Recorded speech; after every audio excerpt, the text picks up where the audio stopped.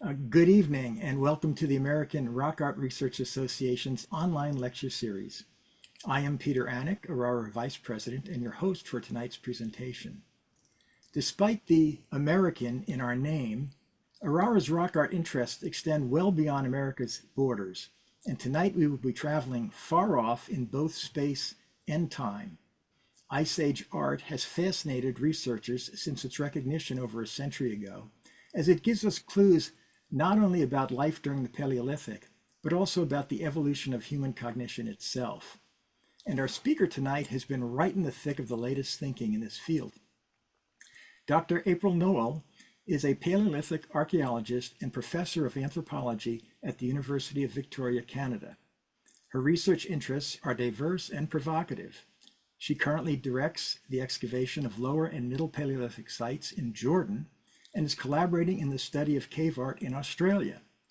She literally wrote the book on growing up in the Ice Age and co-authored another on life after dark in the ancient world. She has investigated evidence of storytelling during the Paleolithic and analyzed the world's oldest blood residue found on stone tools. I am very happy to welcome April Nowell to fill us in on the latest research about life and art during the Ice Age. Great. Thank you so much, Peter, for that lovely introduction. I'm just going to go ahead and share my slides now. Here we go. And there we go. Excuse me. Well, thank you so much to Peter and to everyone for inviting me here this evening. It's such a pleasure to be with all of you. And thank you all for joining me tonight instead of last week when I was originally scheduled, when excuse me, everyone in our family had taken ill, but we're mostly on the mend now, I'm happy to say. And as I say, it's wonderful to be here. So the outline of my talk, my lecture tonight is going to be as follows. First, I'm going to start very briefly by exploring the caveman myth, and I'll put that in quotes. And then I'll move into looking at what we know about everyday life in the Upper Paleolithic, the time during which the art we're going to look at today was created. And then I'm going to ask the question, what exactly do we mean by Paleolithic art? Then I'll look at how it was made, and then we'll delve into some of the themes in Paleolithic art. And then we'll wrap up by very briefly, anyways, excuse me, considering what does it all mean? And maybe that's a question that we'll explore in more depth in the question and answer session afterwards. Okay, so to get started, I just wanted to address a little bit this idea of the caveman myth and what we think of when we think about the Paleolithic or think about the Ice Age. That's often, we think about this as a time when people were barely surviving, barely making a living, that they really had no time to think about anything other than where their next meal was coming from and how to hunt or scavenge or whatever. And we often forget, despite all of the incredible discoveries and so on that have happened over the decades, that these people actually lived quite rich, quite textured lives, that they had great knowledge of materials and technologies, but that they were also great symbolic thinkers, that they were people who thought in symbols. And so I hope to show some of that tonight, and hope to kind of debunk this myth that despite everything remains persistent in the minds of people in the popular sense. So moving into looking at the Upper Paleo, or the art of the Paleolithic, or the everyday life of it, of the people who made it, just to kind of give, I'm sure all of you here know this, but just to make sure in case there's anyone who's new to everything, what time period we're talking about. So Paleolithic, as you know, paleo meaning old and lithic meaning stone. So we're talking about the Old Stone Age, and that's an archaeological term based on the kinds of archaeology that we're finding. So it begins around 3.5 million years ago with the first stone tools that we're able to recognize as being made by early humans. And it goes to around the end of the Pleistocene, beginning of the Holocene, around 12,000 years ago. And we tend to make a difference between the Paleolithic and the Mesolithic and Neolithic ages. And so this is just a chronology here for you. So the Lower Paleolithic, which is sort of the largest swath of time that we break the Paleolithic into lower, middle, and upper, with the lower being this large swath of time where you have these first stone tools, the origins of fire, and eventually the movement of early humans out of Africa. And then, this period also covers the rise and fall, the emergence and extinction of Neanderthals, the movement of modern humans throughout the globe, including Australia and so on, and eventually the Americas, as we know. And we're really going to focus in, though, on the Upper Paleolithic, which is within that purple rectangle there, from around 45,000 to about 12,000 years ago, a period during which Neanderthals go extinct at the very beginning of this period. And as I say, modern humans eventually reach the Americas. And so just to kind of put this in perspective, if we think about the pyramids that are around 4,500 years old, writing that's a little over 5,000 years old, and agriculture, again, that sort of appears in different parts of the world at different times, but some of the oldest evidence we have for it is around 10,000 years ago. And so if we compare the rock art that we're looking at today, it's 10 times as old as the pyramids and 4 times as old as the origins of agriculture.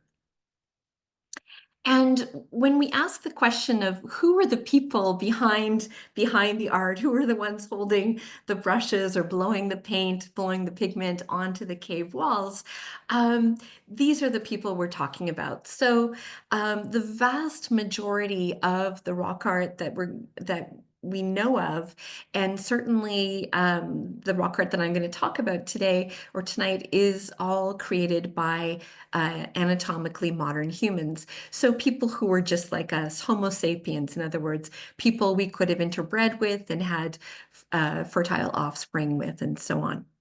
And so we also we sometimes make a distinction between whether people were just anatomically or biologically modern and whether they were culturally modern. And I think by the time we talk about the Upper Paleolithic, where people are making art and doing all kinds of the other things I'm going to show you in a minute, that we can talk about a culturally modern group as well. They lived in small groups of around 20 to 30 people, although they had large, extensive trade networks.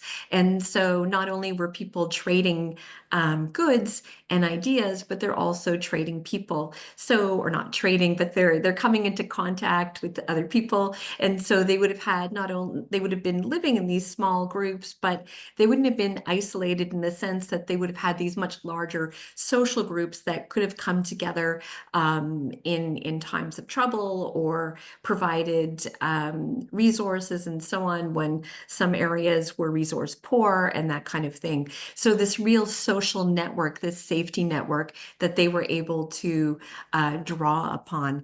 And in my opinion, one of the reasons why Neanderthals went extinct, which is a whole other lecture I give, is partially because Neanderthals didn't have this kind of elaborate social network.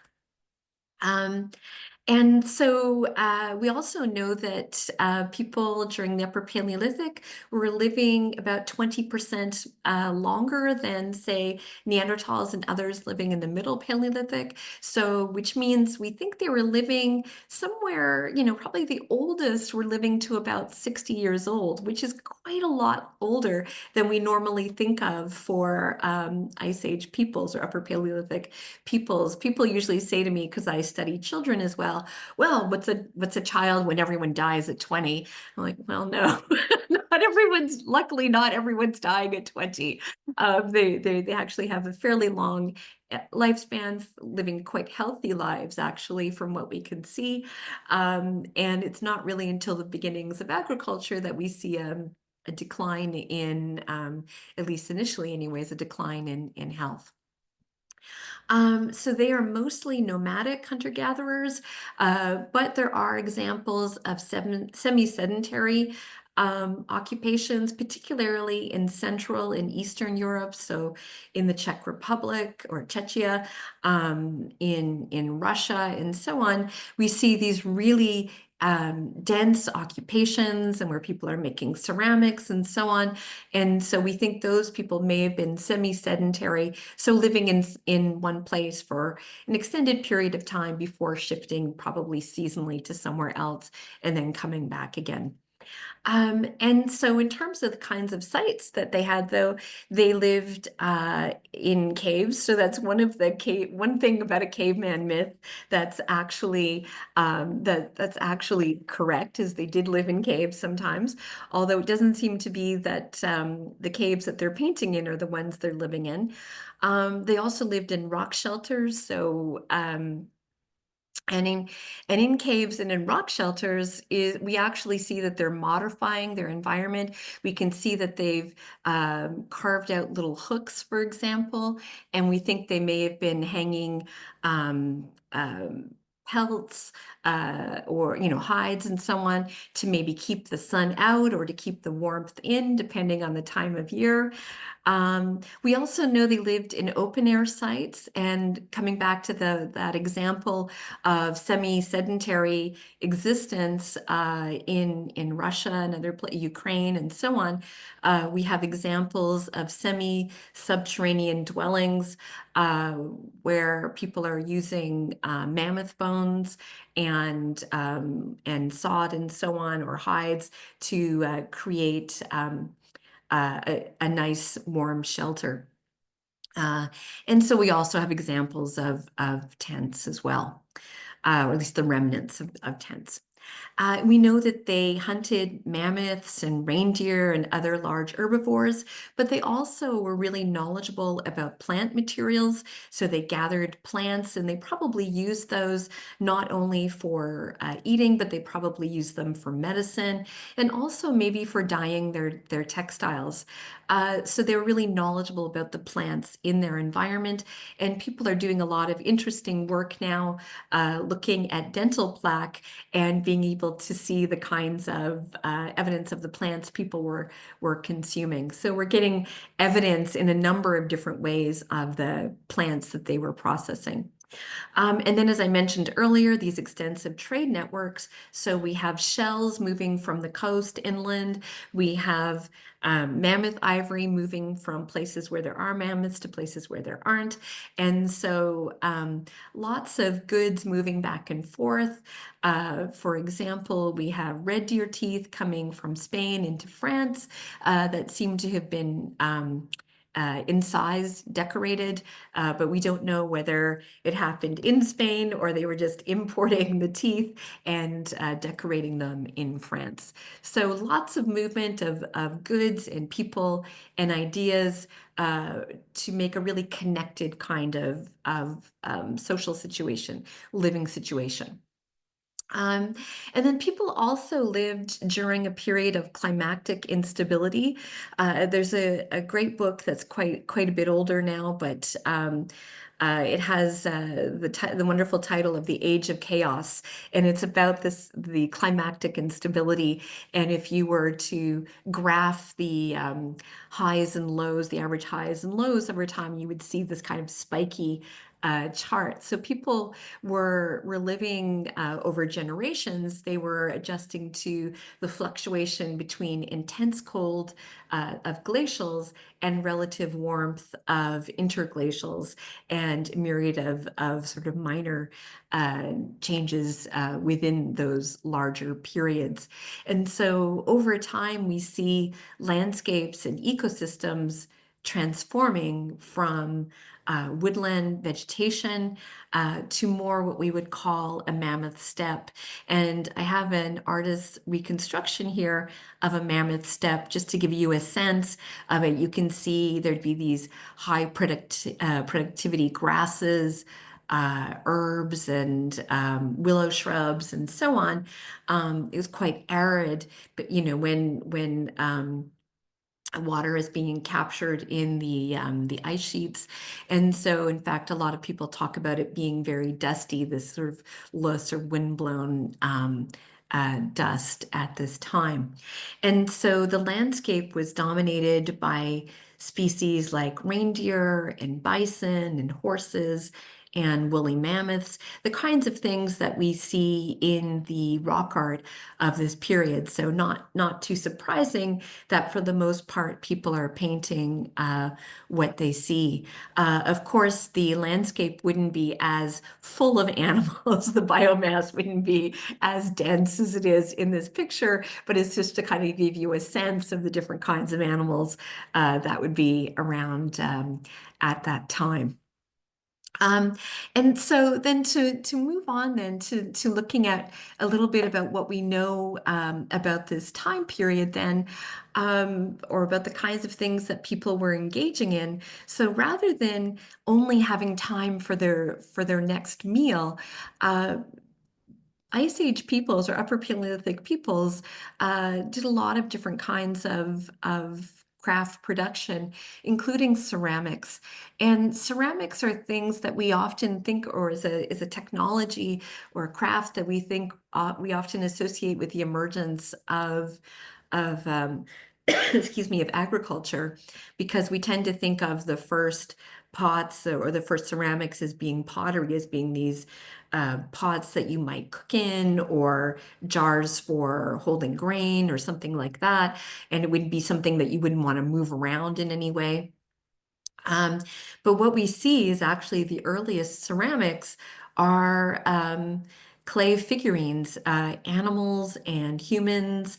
And I put a couple of my favorites here, and we'll look at more of them a little bit later in the talk. But we have here one from the site of Dolní Věstonice in the Czech Republic, or what's now known as Czechia. And this is an example of fired loess clay. So they're taking that dusty windblown sediment, mixing it with water and so on, and creating a clay that they're using to make their figurines. And this one I love just because she's so interesting looking. We don't have any arms or feet really here, but an emphasis on the secondary sexual characteristics, so large breasts, hips, and so on. And the wonderful belly button. I don't know why, but not a lot, but some of these have these fabulous belly buttons. But what's really interesting about this individual here is the face. So not only do we not have any facial features, but the eyes are just these slits. And so some people have suggested that maybe she's wearing a mask of some kind. We also have a fingerprint on the back that has been studied and identified to be of someone around 12 years old or so an adolescent of some kind. So quite interesting. The piece on the right is also from the same site, and this is, I should say these date to around 25 to 30,000 years ago. And this is a lion's head. And this is another one of my favorite pieces. I didn't show the other side of it, but what we see with this particular tiny lion's head is that there's so much experimentation going on with the clay. So we have one eye that's really deeply um, I don't know what the word would be, but deeply incised, if you will, or dug out in a way.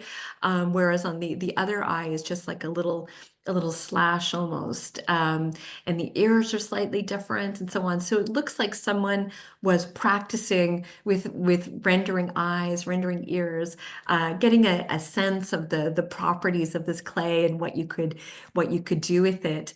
And my colleague Becky Farbstein and I just published a paper in PLOS ONE in the December, I think, or late fall, looking at the evidence for children making a lot of these ceramics. So I'm happy to talk about that more at the end. We also have, from this time period, a number of different kinds of flutes. And so we have them made either from bird bones, because bird bones are hollow, so it's an obvious thing to be making them from, and especially around this time period where you start to have larger birds, so vultures, swans, and so on. And then we also have them made out of mammoth ivory.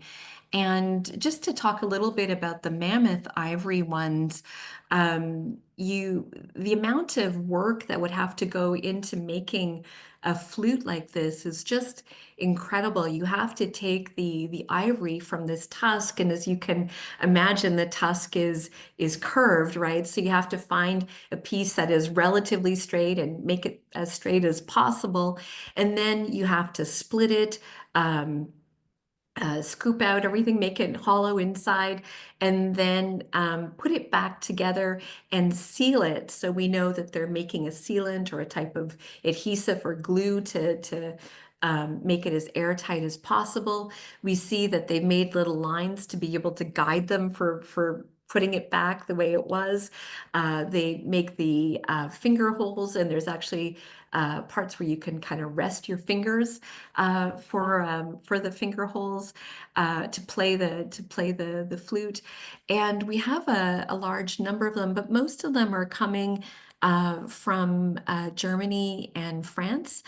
And I'm just going to play one that's a vulture ulna flute from a site called Easteritz in France, not too far from the border with Spain, and it's a site that you can go and visit. The site itself is incredible. It's just a large cave, or actually two caves together, and the acoustics there are just amazing. And there's evidence that people are using the cave itself, the stalactites, as kind of a lithophone.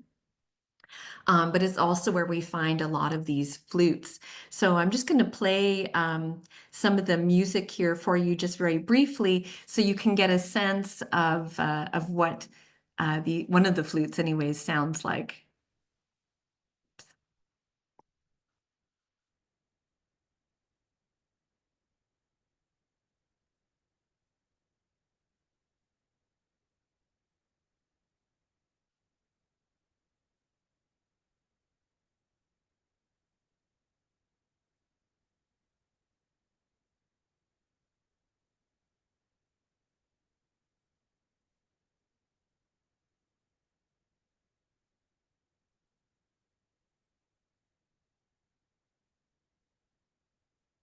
That's just a little segment, but why I like playing it is that um, often when we look at images of Ice Age art, we're seeing these two-dimensional, these flattened images, and we don't get a sense of what it would be like to actually see these and be in that environment, in that moment of creation.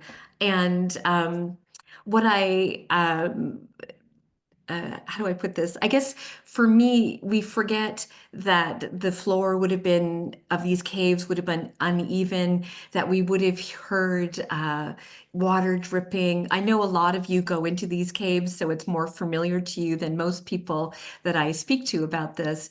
But if you think about the water dripping and the uneven surface, and maybe a kid crying, or any number of things like that. Um, and then we can think about the music that people might have played in these caves as well. I think it's just such an important reminder of the multi-sensory experience that engaging with this art would have been. And when I was in Germany, I was able to pick up a CD that has flute music being played in a number of different caves, including some of the painted art caves as well. And it's quite amazing. Okay, moving on, because I could talk about that all day and day, so I'll move on. Excuse me. Um, we also have a rich tradition of textile production in the Upper Paleolithic as well. So we have beautiful bone and ivory needles that are so fine that if you would use them to pierce hide, for example, they would snap. So we know that they're being used on textiles. We also have examples of spun dyed flax fibers from the Republic of Georgia. And when I say dyed, these fibers are actually in black and gray and turquoise and pink. And so when we think about the colors of Ice Age art, we really don't think about turquoise at all. Pink, not so much. We think of red ochre, but we don't think about these other colors. And so this just kind of adds then to the palette of colors that people were living their lives in. We also have imprints of loom woven textiles, again on that fired loess, on that clay, coming from the Czech Republic or Czechia. We have a number of different examples of this. And so if you can imagine, people are making their ceramics, they're making those figurines that I just showed you. They're kneeling in the wet clay, or they're sitting on the wet clay, and then those, excuse me, the clay gets accidentally fired. And what we have is by accident an imprint of people's knees, basically, or the clothing they were wearing on their knees or on their back sides. And this is the work of Olga Sofer and James Adavasio and others who kept finding these clay pellets and not understanding what they were. And Olga Sofer gives this wonderful story about sitting in their dig kitchen and projecting slides, because it was back in the day and you had slides, and she projected them. I think she said on the side of the refrigerator or something. And when they were projected really large like that, they realized, oh my goodness, I think we're looking at textile imprints. And then they did a very, very detailed study under a microscope, and were able to identify different knots and warp and weft and seams and so on. And they've done incredible work showing that people are making a whole variety of textiles, from nets to finely woven textiles like that would be similar to linen. So again, not what we think of when we think about Upper Paleolithic peoples. And here are some examples of the personal ornaments. The top one is a necklace that was found in association with a double child burial, so burial with two children in it. And you've got these mammoth ivory beads, including these double hold beads, and what is thought to be a pendant of an owl in flight. And then the bottom one here from Sungir in Russia. This one I love too. This was associated with, I think, a 60-year-old male. Um, and probably they think was probably worn as part of headgear, or worn around the head somehow. And this is mammoth ivory beads and animal teeth and so on that have been covered with ochre, but the mammoth ivory beads have been shaped so that they're interlocking. And there's all kinds of other ones that I didn't put up here, but we have not only shell beads, but then we have mammoth ivory that's made to look like shell beads. So a whole other level of abstraction.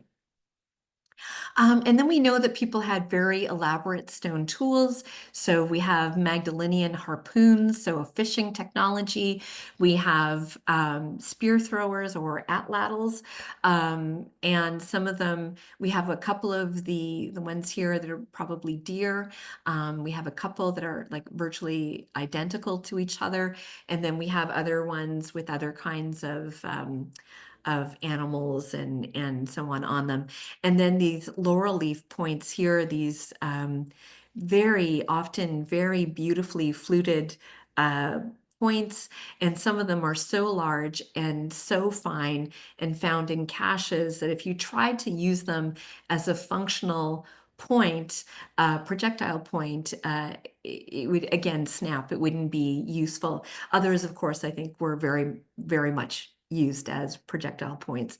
So they're making these tools, but they're going beyond what they need just for function. They're imbuing them with a whole other level of symbolic meaning. Okay, so that's exploring the caveman myth, which I hope I am starting to dispel. We've looked at everyday life in the Upper Paleolithic.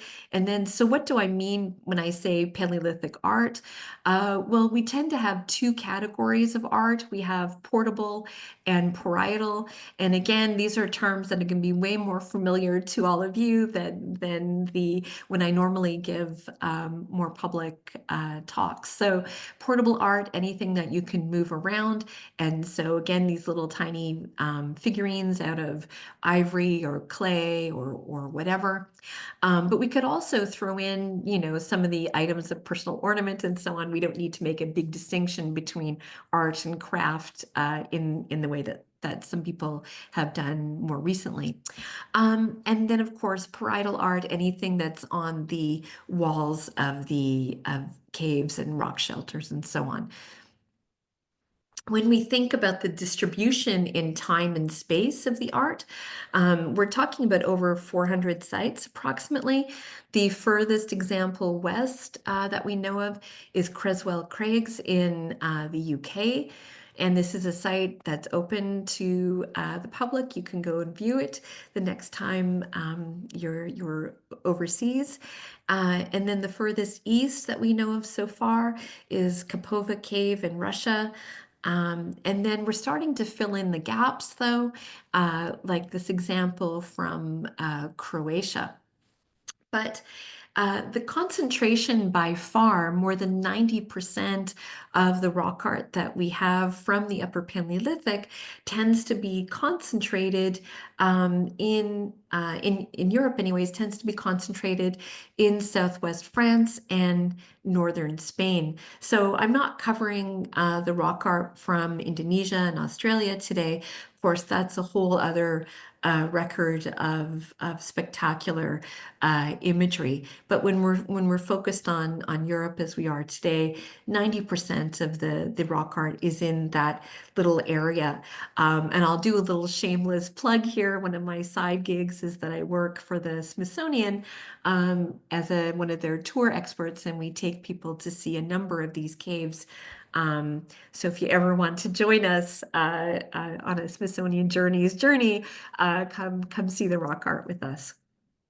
And then chronologically, we've already said before, 45,000 to about 12,000 years ago. So the end of the last quote, ice age, in quotes there is, or the end of the Pleistocene, I should say, is the end of Pleistocene art. And so how was the art made? Well, again, more of you will be familiar with this than many others that I normally speak with.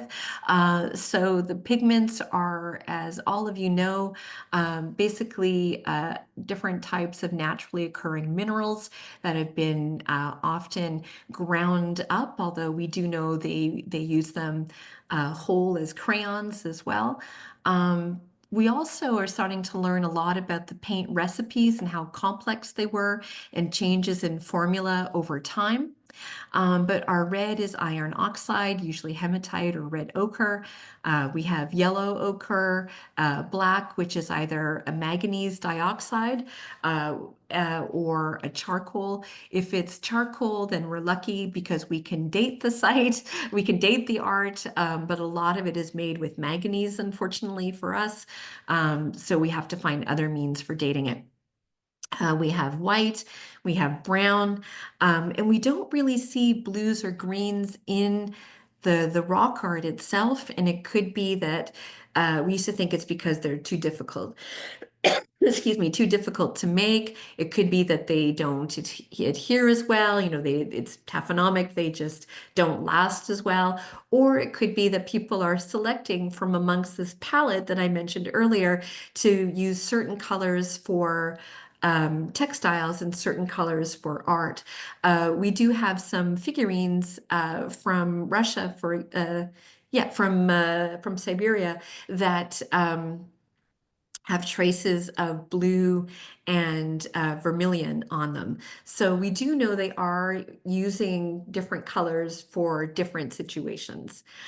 We do have antlers for where they're mixing the paint. So there's bits of paint in the antler itself, and we also have them using thin pieces of stone as a type of palette. And just, pardon me, a plug for a friend's talk, Dr. Tammy Hodgkiss from the Origin Center Museum in South Africa does a wonderful TEDx talk on ochre.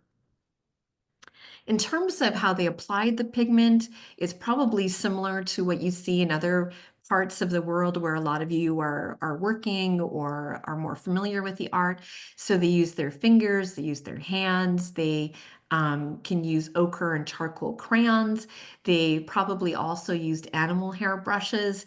They could use what's known as a pad and paste method, where they're taking animal hide and dipping it in pigment and putting it straight onto the cave wall. And then they also did spit painting that I'll talk about in a second. But here's an example at Chauvet of where people are using their palms to apply the paint directly onto the wall to make some kind of animal. What it is exactly, some people say an aurochs, some people say a mammoth, some people say, you can't tell. And when they reconstructed the handprints, they found that not only were there traces of the palm, but they could also see, in some cases, traces of the fingers as well. And they were able to show that there were a number of different hands involved in making this one panel, for example. So was it done as part of ritual, as part of dance? We don't really know, but it's kind of interesting to be able to see that it was a communal effort. We do know that people are doing spit painting, and some of you may be familiar with this. This is where you're taking pigment directly into the mouth, and so charcoal or manganese or ochre, and grinding it up, mixing it with your saliva and spitting it directly onto the cave wall. If you want to see something interesting, look up Michel or Blanchet and listen to him do this. He sounds like a machine gun as he's doing it. He's like, doo, doo, doo, doo, doo, doo, doo. And he has replicated the famous panel of the spotted horses at Peshmerel in France.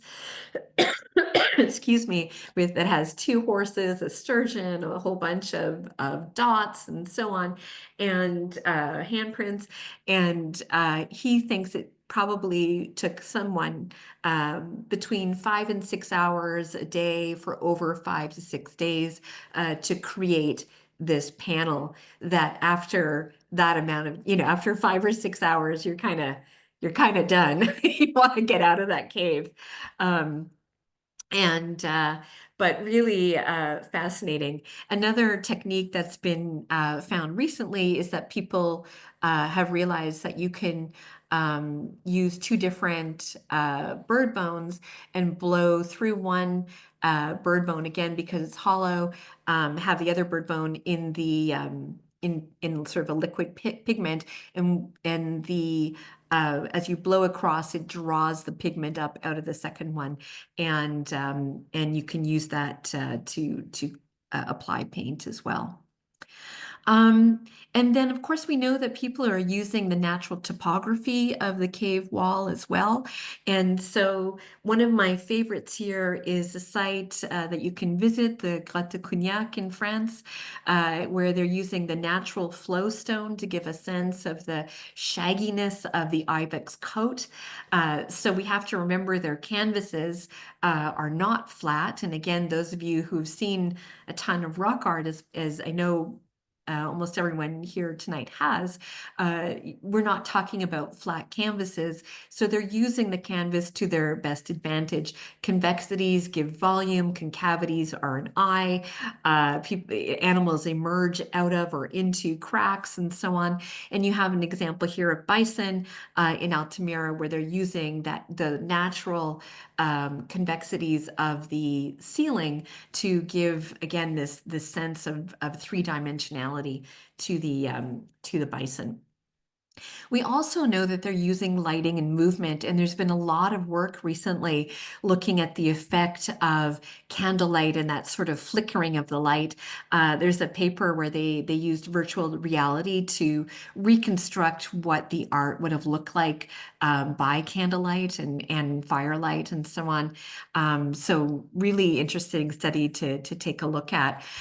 So we know that they had hearths. Usually, they're not, we don't always find the hearths in the cave. At Chauvet, we do find some hearths, and it looks like they made the charcoal that they're using there was made locally in the cave, in that fire, and then used to make some of the art. But in many cases, they're bringing torches in, and we see where they've wiped their torches against the cave wall to kind of draw a little more oxygen into to make the torch burn brighter. But we also know that they have stone lamps, and this is a replica of one from the site of Lascaux. Oh, I have an old date here. I should have changed that to closer to 22,000 years ago, because it's been redated. And these lamps are often, at Lascaux anyways, are often found together in pairs, and sometimes they're found at the junction where you have to make a turn, or the galleries twist a little bit. And so it looks like maybe at least 2 or 3 people were traveling together, and sometimes they left the lamps there turned over for the next person who's coming along. We also know that they weren't just using the regular images of animals to light up like that, but they were also making it so that the animals themselves were part of that play with light. And so we have some examples of animals from Chauvet, for example, in France, some of the oldest art in Europe. And so often if they want to show multiple animals, they will show animals behind each other. You get that sense of occlusion, you get this idea of a herd. But in this case, we have one animal with 8 legs. We also see animals that have multiple tails and so on. And what we think is that they're actually showing movement, that it's a prehistoric cinema or a prehistoric animation. And there's someone named Mark Azima. You may be familiar with his work. Again, something you can Google and you can take a look. He has recreated these images where you can see different sets of legs paired together. So as the light would have moved and cast some in shadow and brought more to the fore. And so it really looks like this animal is moving. It's quite spectacular.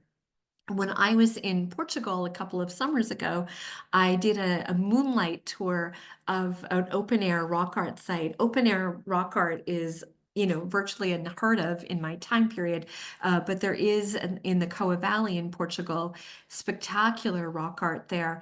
And you do a moonlight tour because during the day it's washed out, but at nighttime you use just a flashlight and you can see the art.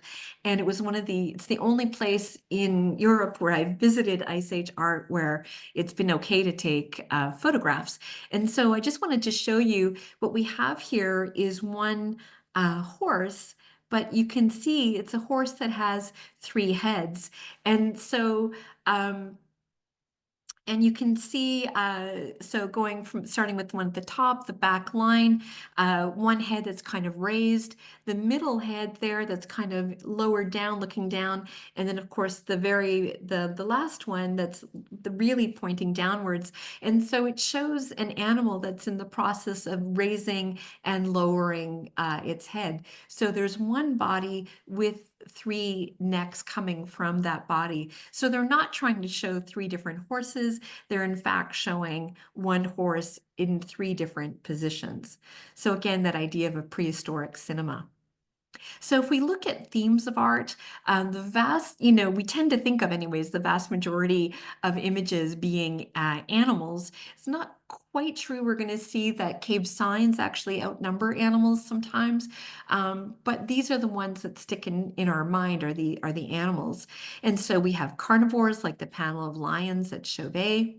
We have a number of different herbivores like the mammoth from Rouffignac, which is one of my favorite caves ever because it's the cave of 100 mammoths, and that's my favorite animal, prehistoric or otherwise.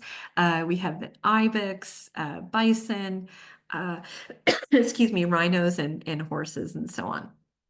I just wanted to show a few of the more rare ones. We have fish and a weasel. It's the only weasel that I'm aware of, so I love to show it.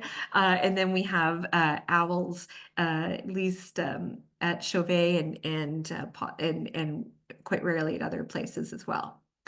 And then we also have those in the portable art. So we have the female bison from Russia. We have an ivory lion here. We have some birds and horses and so on. So a whole variety of different kinds of herbivores, carnivores, and so on in the portable art as well. And these are just absolutely, like, I can't stop looking at the bison. I think it's absolutely a stunning example. But we have also humans, and they're quite rare though. So really less than 10% of the figurative imagery is of humans. And my colleague, Paul Bond, has divided them into three different categories. So definite humans, is the first one. So things where you have handprints is for sure you're looking at a human. And then of course we have a variety of different examples of humans where you can see again the lovely belly button, the secondary sexual characteristics, and so on. You can see that we're looking at, in this case, a human female. But most of the humans, the definite humans, come in the form of portable art. And so we have them again in the range of figurines that I talked about before. So we tend to think about the so-called Venus figurines, and I hate that term, and I can talk about why later, but I like the term figurine better. But we tend to think about that as being iconic of the Upper Paleolithic, with again, very few facial features and emphasis on the secondary sexual characteristics. And that's true, but I wanted to also say that there's a whole variety out there. The Venus impudique on your far left is the first figurine that was ever found, and they referred to it as a Venus figurine originally because they thought it was reminiscent of classical sculpture. And so impudique means like immodest, and it's again because there's a whole series of classical sculptures where the Venus is covering her nakedness, covering her breasts and her pubic triangle, and so it's the modest Venus, and this by contrast is the immodest Venus because she's just hanging out there. So it's all sorts of problematic assumptions that go into that name, but that's the history of it. And I also wanted to show that we have some male ones as well. So we have the marionette figure here in the center, three pieces of mammoth ivory that have been made to fit together. They're not broken. They're found in a burial in the Czech Republic. And this is normally thought of as a male figure, and we do have male figurines. Here are some other ones as well, just to show you the range of variety. These are all made at roughly the same time period in France and Siberia and Czech Republic and so on. And yet they look so incredibly different from each other. And I think the idea that we need to think about that in many cases, these aren't straightforward self-portraits or portraits of anyone in particular, especially if you look at the Venus of Lespugue or the figurine from Lespugue, where she's got all these, it's almost cubist, her body has been kind of exploded or deconstructed and reconstructed. It's just fantastic. And then we have the ones from Siberia where you have more evidence of clothing. Some of the ones from Western Europe do as well. Excuse me, but they tend to be thinner and so on. Really some interesting differences that we can go over together. Then we also have humanoids. So these are more schematized ones. We know they're human mostly because they don't look like animals. They don't have tails or horns or whatever. But what they are is kind of unknown. The one on the left, you have 4 schematized that are thought to be females. And one of them has a little individual on the back. And so some people think it might be a child in a back carrier on the back of one of the women. So, and these individuals, just to orient you, have no head, but the buttocks to the left, and then the upper right is supposed to be depicting breasts. The Wounded Man from Peshmerga, where the spotted horses come from, it's an individual that looks like maybe has spears coming in and out of him. And he's not the only one who's found in another cave as well in the same valley, same region. So what they mean, we're not sure. We also have these masks from Altamira. This is where someone has taken a natural feature in the wall and enhanced it by taking charcoal or manganese and making an eyes and face in it. And I've never been, but a colleague of mine went way back in the day before it was closed to the public. And he said it's just like one of those old movies, where the eyes in the paintings would follow you as you went from, in the haunted house would follow you from one, as you went around the room. And of course, now all my students go, well, that's Harry Potter? No, before Harry Potter. Anyways, so apparently you get that same feeling of being surveilled as you walk through Altamira. I would love to go there. And then we have all sorts of other fantastical creatures. We have out of mammoth ivory, a half male, half human male, half lion. Some people say maybe it's because of the shape of the mammoth ivory. It kind of makes it look sort of human. That's a natural division of the legs there. But when you look at all the other things that people have made out of mammoth ivory, I feel that if they had wanted to make a perfect lion that's not half human, they could have done that. And we have other examples of this same theme. So it strikes me as something that's intentional. And then we have from Lascaux to the weirdest things. I'll just say very briefly, because I'm sure you've seen these before, but you have the Birdman from Lascaux scene where you, at the upper right there, where you see a human with an erect penis, with sort of a bird-like face, being about to be uh, uh, gored by a bison with its entrails falling out. You have a bird on a stick, which I think is one of those atlatls. I think, like that I showed you before, I think it's one of those spear throwers. And then you have a woolly rhino defecating. One of my former students, studied symbols in cave art or signs in cave art.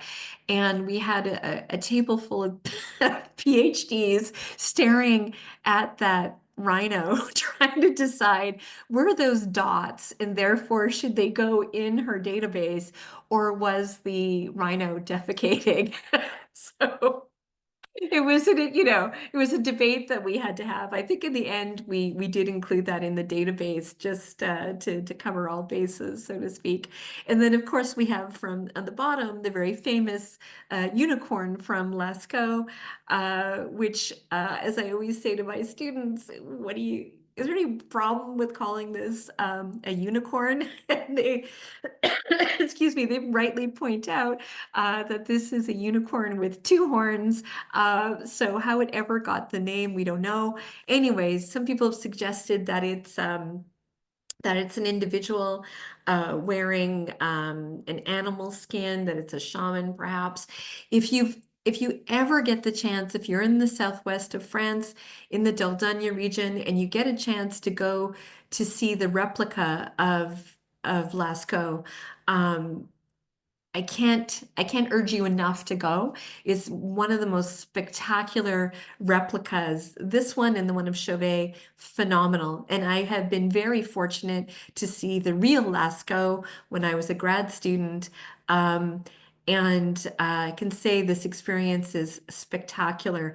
And the reason I was mentioning that is that when you go through the replica, the guide will point out that when you go from one part of the cave to another and all the animals that are, this cavalcade of animals that are there disappear, if you look behind you, the only thing you see is the unicorn. Everything else from the rest of the cave disappears. So it's quite cool. Anyways, if you get to see it, please do. The same with the Chauvet one is really really excellent. Um, we also, for themes, we know that people were making geometric signs as well. So we have more than 33 different signs that have been identified.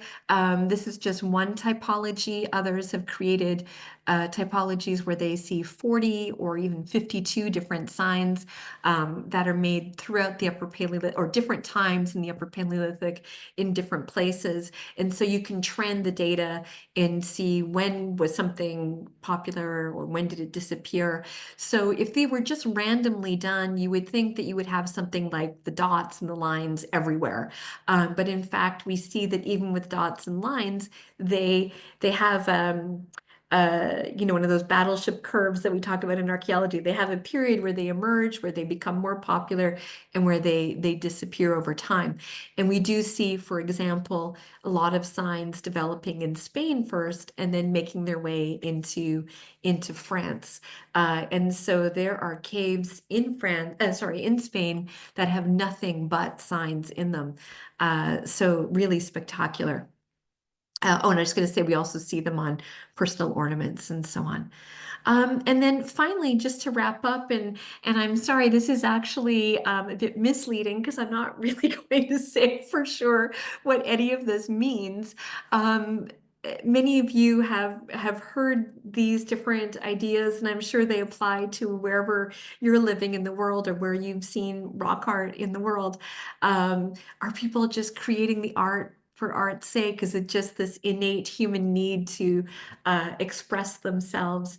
Does it have to do with hunting magic? Is it to perpetuate make sure that you have a successful hunt?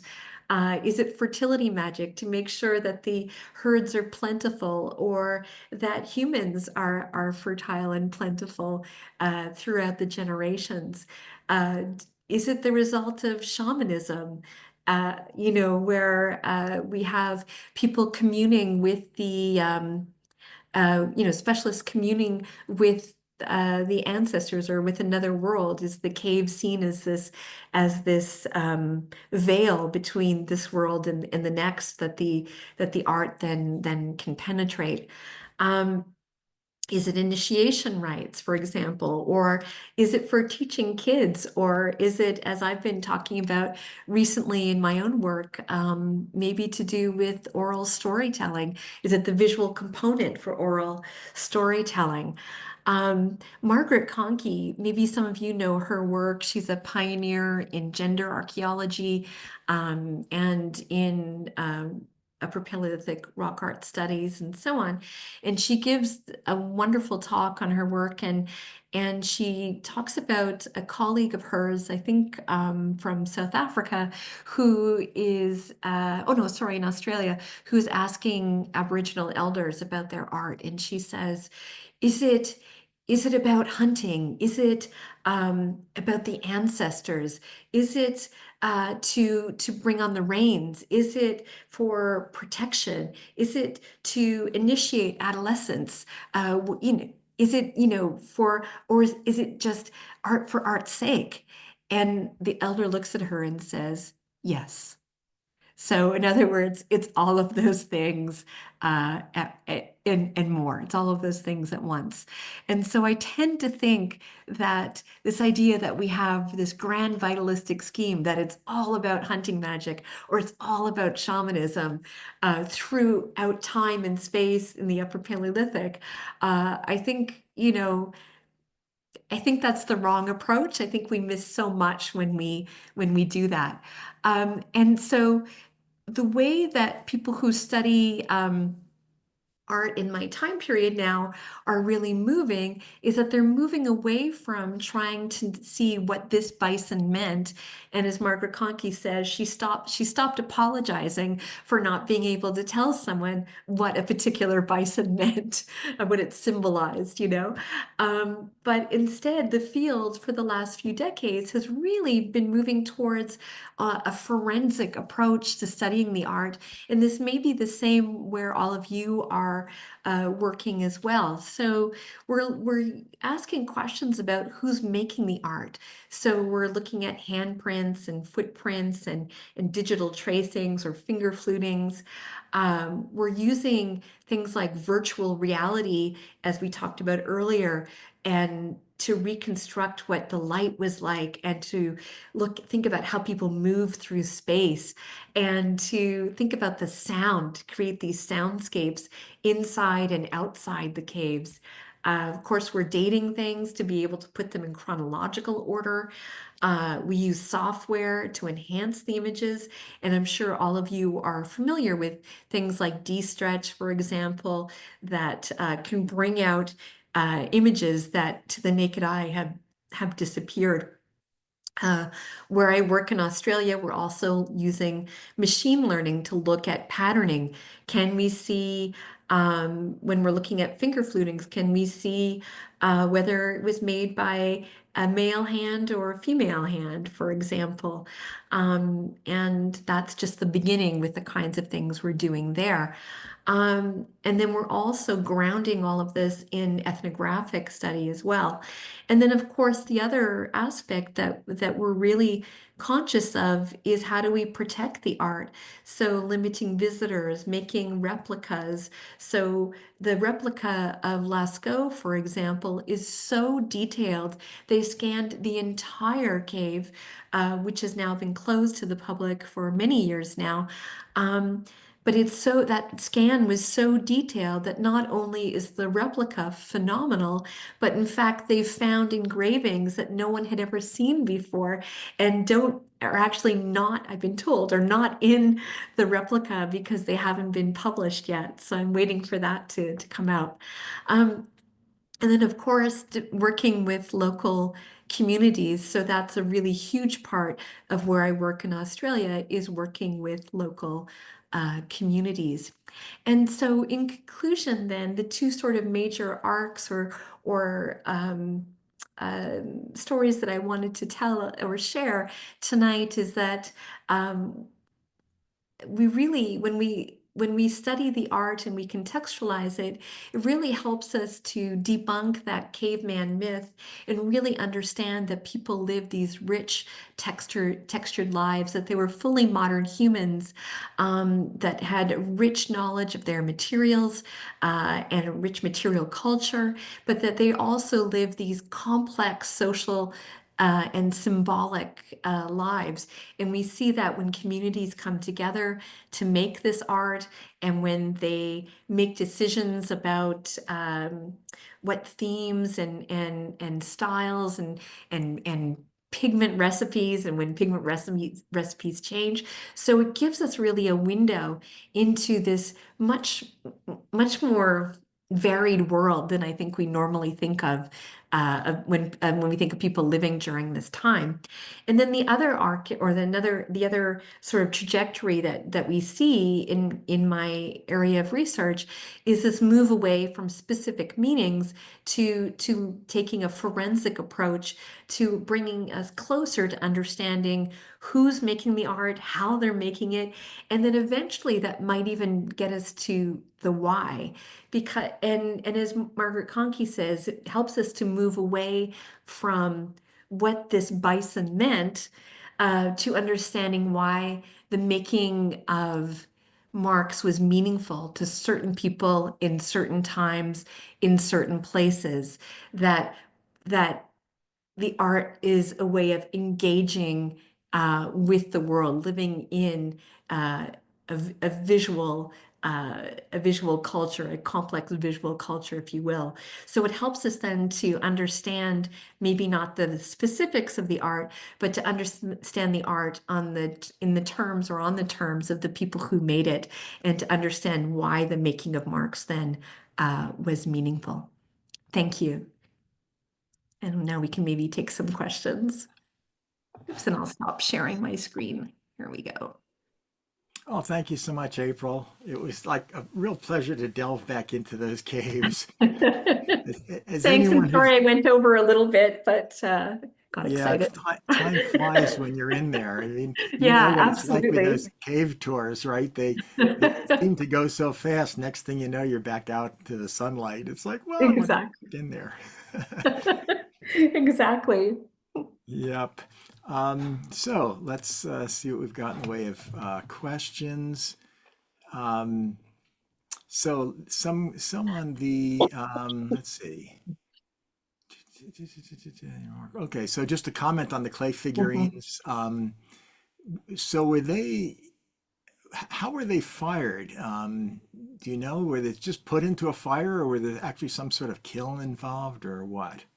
Well, people always talk about there being a kiln, that they're made in kilns, and people talk about there being a pottery kilns. And so I'd read that for so long, and then working on this paper with my colleague Vicky Farbstein, who's really, I think, the world's expert on these ceramic traditions. I said to her, what does the pottery kiln look like? And she said, well, actually, no one's ever found one. It's just dates back to this drawing that someone did ages ago. And that's kind of become, it's kind of like the ice-free corridor took on its own life, when, we were so used to what that map, might look like or whatever, and then, and so that's the thing. So they are fired, we know, and we find them actually near hearths. So they're making them they're leaving them where they're making them. So I don't know exactly what the whole setup would have looked like because we haven't found anything like it. But they're definitely fired. We have unfired ones as well that have survived, but most of the ones that we're finding are fired. Um, and it's quite interesting actually because when we studied um, the ceramic figures and we compared them to objects made from bone and ivory and antler at these same sites in the Czech Republic, um, it was so different in terms of the process for making them and where we're finding them. So if you look, there's tons of burials from this time period, 25,000 to 30,000 years ago. We find the burials have objects from all different kinds of materials in them, stone, bone, antler, ivory. But there's not one piece of ceramic that's found in any of the burials. And in fact, as I say, they're all really clustered around the hearth as well.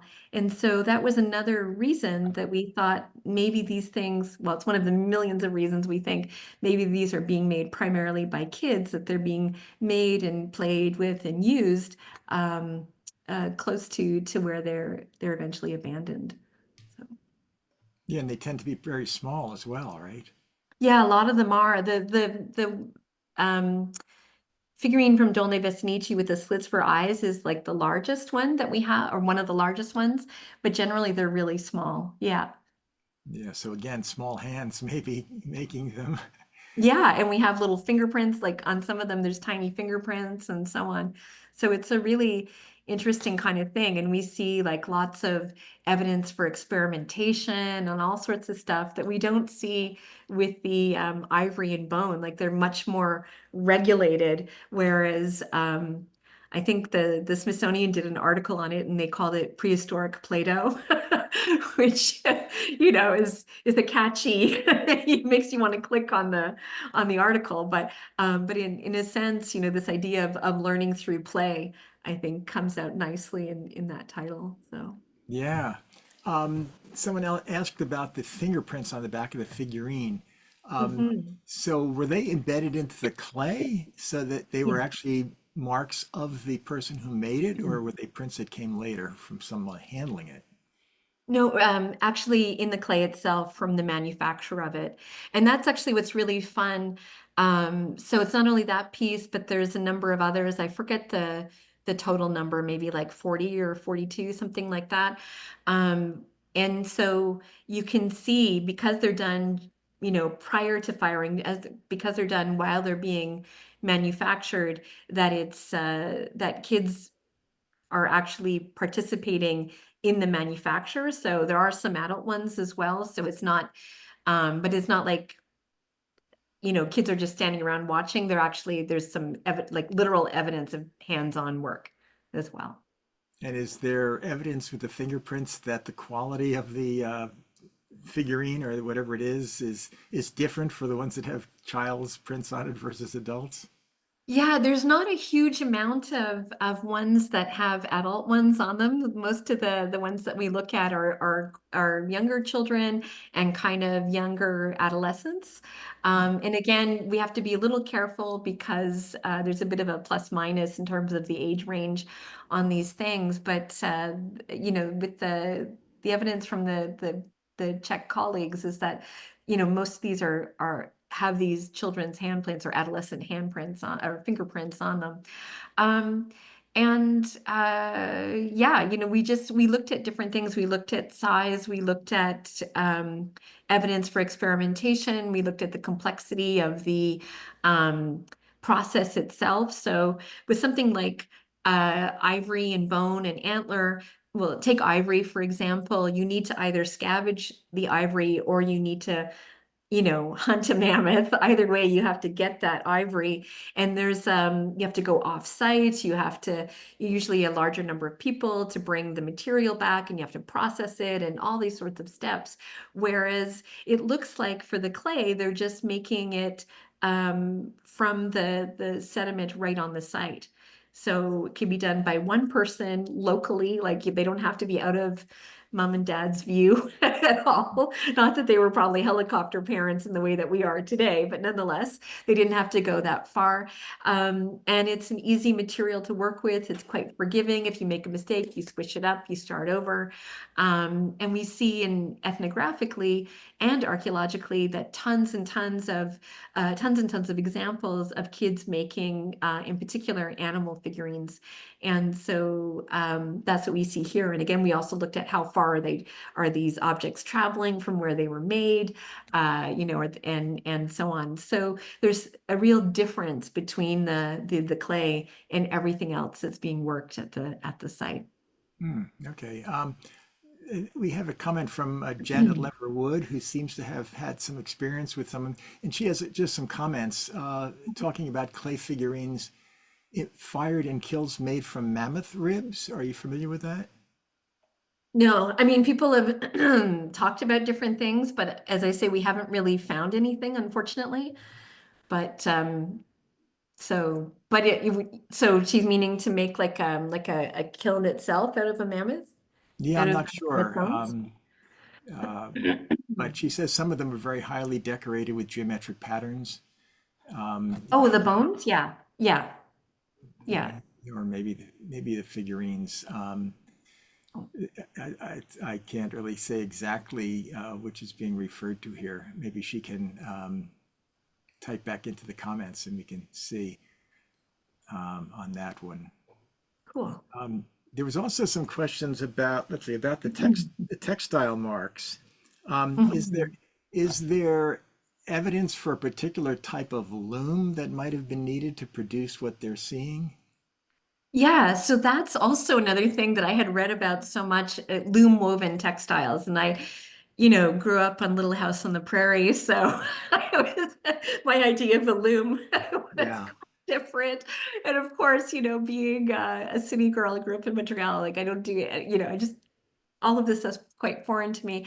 But for a paper that we just or a book chapter we just wrote called The Best Dressed Hominin, which looks at all the evidence we have currently for clothing production and textile production, leather production in this time period. I teamed up with a friend of mine or a former student of mine, Aurora Scala, who is actually an expert in pardon me, in weaving and all sorts of things like that. And what she was able to show me is that, honestly, you could have a backstrap loom, you could finger looms, there's all sorts of very, very simple kinds of things that you can do to be able to do weaving. And we have things that look like spindle whorls, for example, and so on. If anyone would like a copy of the paper that goes through all the evidence in detail with all the references, to Olga Sofer's work and many others, please let me know. Peter, you have my email address, so if anyone wants to send me an email, I'm happy to send either the pottery paper or the lithics paper. Sorry, textile paper. But yeah, there's a lot of different evidence of the kinds of seams and knots and so on that people were making. What about sandals? Any evidence that some of those woven things that we're seeing could be sandals? Yeah, absolutely. So we have on our sites literally thousands of footprints, and most of them, seem to be barefoot footprints, and a lot of them are of kids because kids walk off in crazy places and don't get their footprints obliterated by later traffic. But we do have some, excuse me, examples in France at one cave where it looks like people have like shod feet, like feet that are in shoes of some kind. So it could be leather, it could be like a textile kind of sandal. We're not sure, but it does look like they're wearing shoes. There's also been other examples of people studying like the feet and changes to the feet and uh, how aligned the toes are, because again, you can think about when you walk around all summer either in bare feet or flip-flops or something, and then you have to go back into tighter dress shoes when you have to go back to work or back to school or whatever. Kind of changes how your toes are. And so people have suggested that starting in the Gravettian around 30,000 years ago, looking at some of the fossil evidence, they can see examples of shoe wearing from fossils as well. So some evidence from the footprints and some evidence from the fossils themselves. Yeah, speaking of footprints, I remember there was I believe it was a cave in France where they believe they found the footprints of like a family, right? Some adults and a child, and also I believe a dog or wolf. Do you recall that one?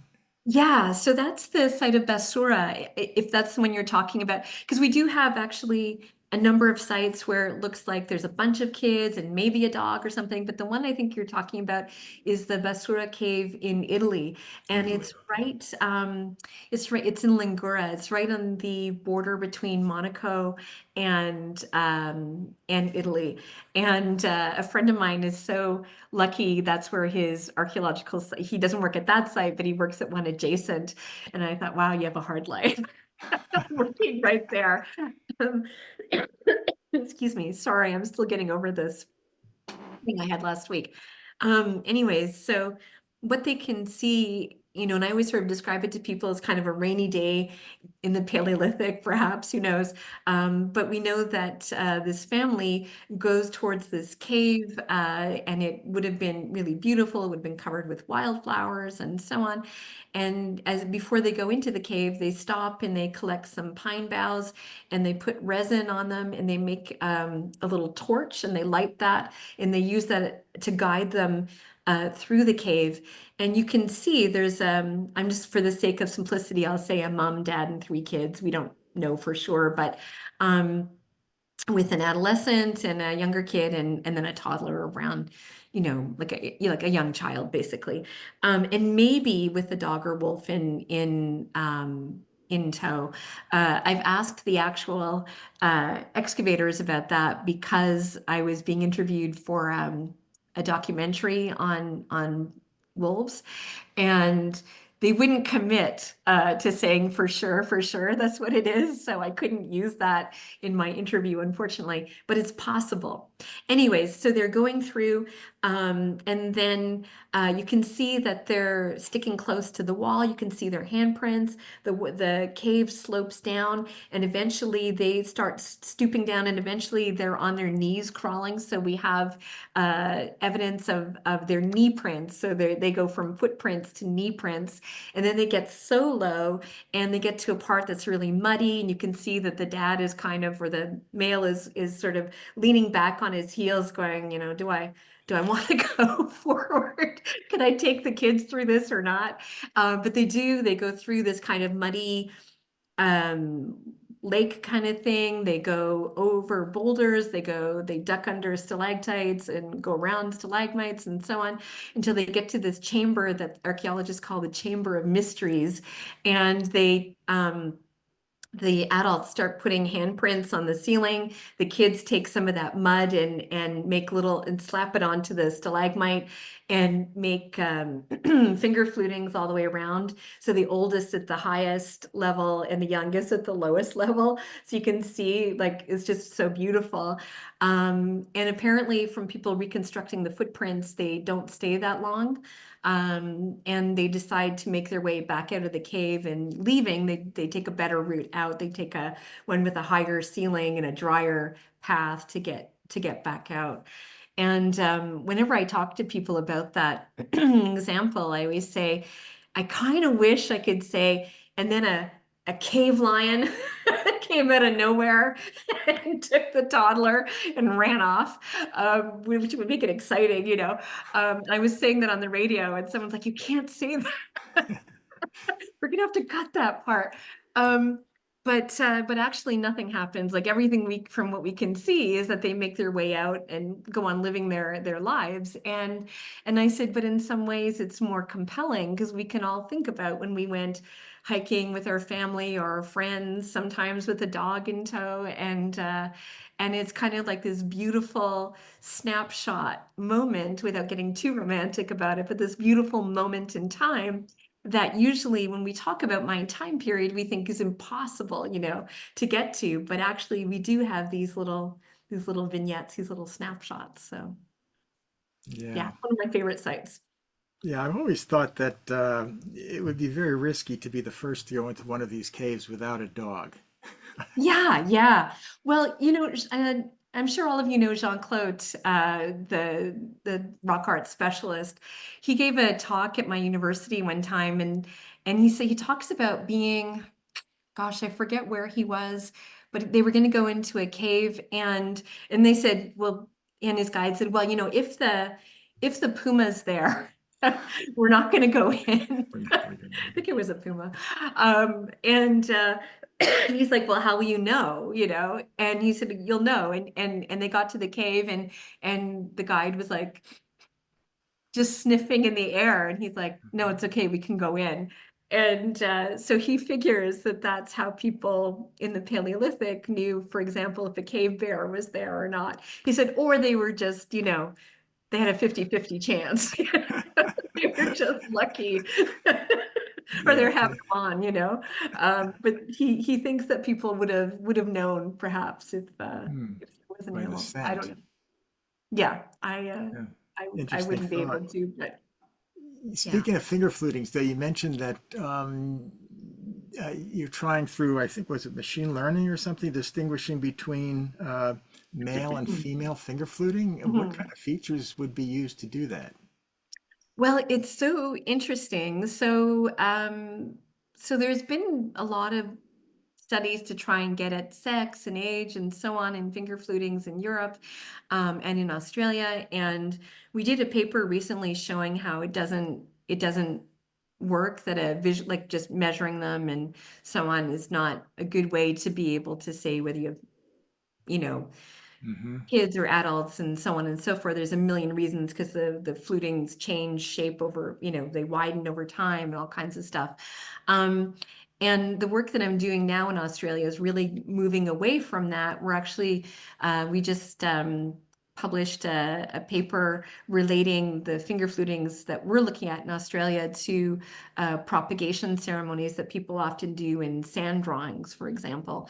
So we're looking at it from a different perspective. But in parallel, I've been working with some people, where what we did at the Australian archaeology meetings last year was we asked people to do two kinds of things.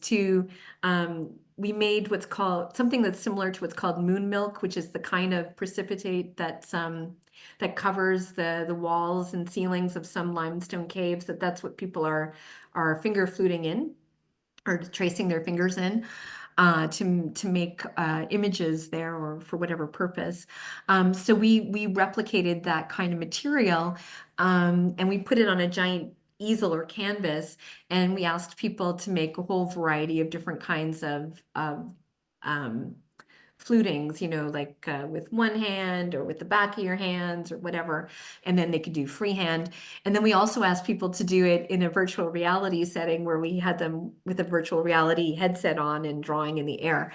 The drawing in the air thing didn't produce the results we were hoping for, but what we were able to do, um, is take the um, results that we got from our volunteers fluting for us in the actual sediment on the canvas, and we took information about height, sex, handedness, all kinds of things like that. And we're just in the process now of analyzing that data, but the computer is able to predict whether we have males or female, like a male or female hand, at about 80% accuracy. Now, I think it's doing something similar to what it would be doing with looking at sexing fingerprints, but I'm not 100% sure. My colleagues are the ones who are doing all of that work. So I just like literally in the last week or so got the preliminary results. So we'll have to, you'll have to stay tuned. It's a story in Yeah, progress. it's an amazing field right now with all these new technologies. There's so many things to stay tuned for. It seems like every year there's these new exciting results. Absolutely. Yeah. Stuff you never thought you could, who would have thought you could get Neanderthal DNA, right? Right. Yeah. Nope, not me. So, Yeah. Yeah. It's amazing. Um, the one last thing was, I don't think for most people they could hear the flute. And I thought maybe we could end up by giving that another try, just to oh see if we yeah. can get that out. Yeah, I forgot the thing that I told myself a million times to do, to click that sound thing, I didn't do. So let me share it again and do it properly this time. Okay, and then we Um, can end up with that. yeah, sorry about that, you guys. Here, share sound. And I'm going to click on that and share. And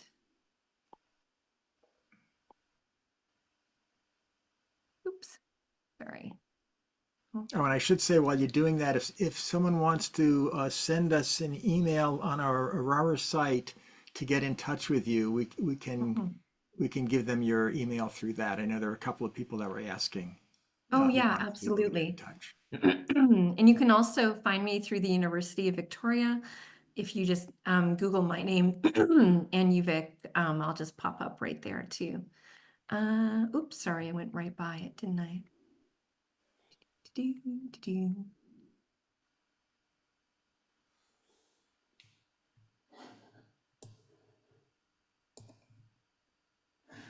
There we go. Sorry about that. Okay, let's take two.